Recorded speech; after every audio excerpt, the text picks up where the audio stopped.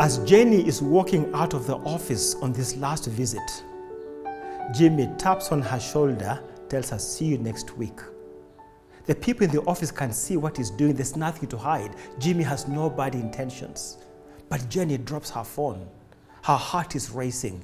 She's surprised at the way she's reacting. She quickly picks up her phone and walks out of the room. And Jimmy looks at that and wonders what happened. He noticed that something is not quite right, but he's not sure what he noticed. A week later, on the next visit, after the counseling session is over, Jimmy actually walks Jenny to the car. Jenny opens her car with the remote, but Jimmy reaches out and opens the door for her. And she sits in the car, he closes the door, she starts the engine and lowers the window. She looks at him and smiles, and he smiles back. She really enjoys this special treatment. No one ever opens the car door for her, not even Michael. Jimmy walks back to his office and tries to work, but is unable to concentrate. The chemistry in this relationship has shifted. At this point, if Jimmy is working with the Lord, he can arrest that situation right away. He doesn't have to see Jenny anymore. He knows that the counseling sessions are over. Jenny came in for help with Michael, and that has been resolved. At this point, he can actually stop it. Jenny, on the other hand, if she's a believer walking with God, can realize, I'm enjoying this visit more than the counsel that I'm getting. She can decide this is the point to stop it. She should have decided 3 visits ago, but at this point, for sure, she must decide, because desire has conceived and sin is about to be born. She can arrest it at this place. Do you know anyone in this situation? Does that person live in your neighborhood? Is that person perhaps even listening to me? You are at the point where sin has conceived and you know you need to walk away, but you enjoy the company that you're receiving. You enjoy the attention that you're receiving. Let me urge you, flee, run away. Otherwise, you're going to get onto a slippery slope. In his book, The 5 Languages of Love, Gary Chapman describes quality time as one of those languages of love that some people crave for. The second one he describes is words of affirmation. The third one is gifts. The fourth is touch. And the fifth are acts of service. When you go to a marriage seminar, it's not uncommon for the speaker to ask, do you know your wife's love language? These 5 love languages have become universal. Now, while Gary Chapman is accurate in describing these love languages, let me suggest to you that all 5 of them are everybody's love language. Let me explain. There is nobody in marriage who does not enjoy quality time. There's nobody in marriage who wants to have conversation with their spouse while the spouse is sending text messages. You want quality time. You want attention. So we all can agree that quality time is something we all need. Words of affirmation, we all need them. When you've done a good job at something, we want to be affirmed. We need them at work, we need them at home, we need them for our children, we need them for each other in marriage. Gifts. Maybe you don't crave for them, but you appreciate them. Every one of us wants gifts from time to time. How about touch? There are people who are touchy, but all of us enjoy appropriate touch from the right person. So this is not something that's unique for only a few people. Acts of service, who doesn't like to offer or to receive service? You get back home and you're tired. Your wife is tired. And she sits out there and falls asleep on the couch.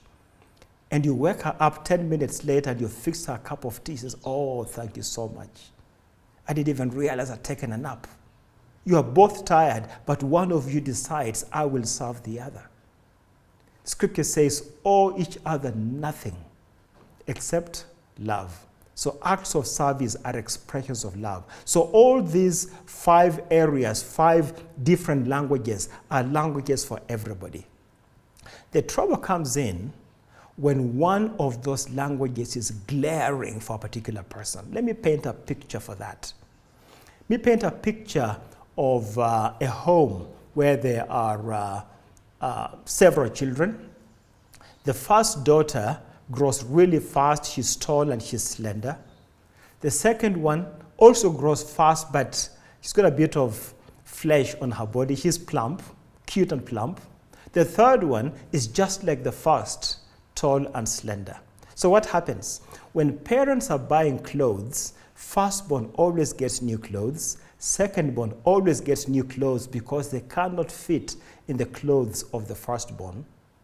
But the thirdborn has so many clothes handed down from the first and secondborn. This thirdborn girl is likely to have a craving for new clothes, for gifts. It is not that she has no clothes, but she's grown up in an environment where her siblings are getting new clothes, and although she has more clothes than they do, she doesn't get new clothes that often. Oh yes, she gets them once a year. So she begins to develop a craving for it, and gifts become one of her love languages. Now listen carefully. This is coming from a place of hurt. She's hurting because she doesn't receive new clothes, but the parents are on a tight budget and can't afford to buy new clothes for everybody every time. She gets new clothes once or twice a year. But she develops this. The parents did not intend to hurt her. Nevertheless, she is hurting. Here's the problem. A person like that is very hard to satisfy with gifts. When you buy them a gift, they appreciate it, but soon they need another gift to feel affirmed. And if you do a study of all these 5 love languages, whenever a person is craving for a love language, there is something in the person's background that cannot be satisfied by meeting that love language. Now, what is your love language? What is your wife's love language? Have you been able to meet that love language with great satisfaction? Now let me paint a picture of how that can lead to an affair. In a situation where spouses don't know each other's love language, but the people these spouses interact with outside of marriage know the love language, service the love language, you have the potential of having an affair developing. When a person's love language is not being serviced in marriage, that person squeaks and eventually they clam up like a bearing that is not receiving sufficient lubrication. And when they clam up, eventually they burst. And the bursting is exhibited in conflict in the home. You don't even understand me. You've never bought me a gift. They use extreme words to express their frustration. In the meantime, they are meeting with someone else, a counselor, a friend, a colleague, who understands the love language of this person, who pays full attention to them when they are having conversations, who brings them gifts every so often. This other person is servicing the love language of your spouse.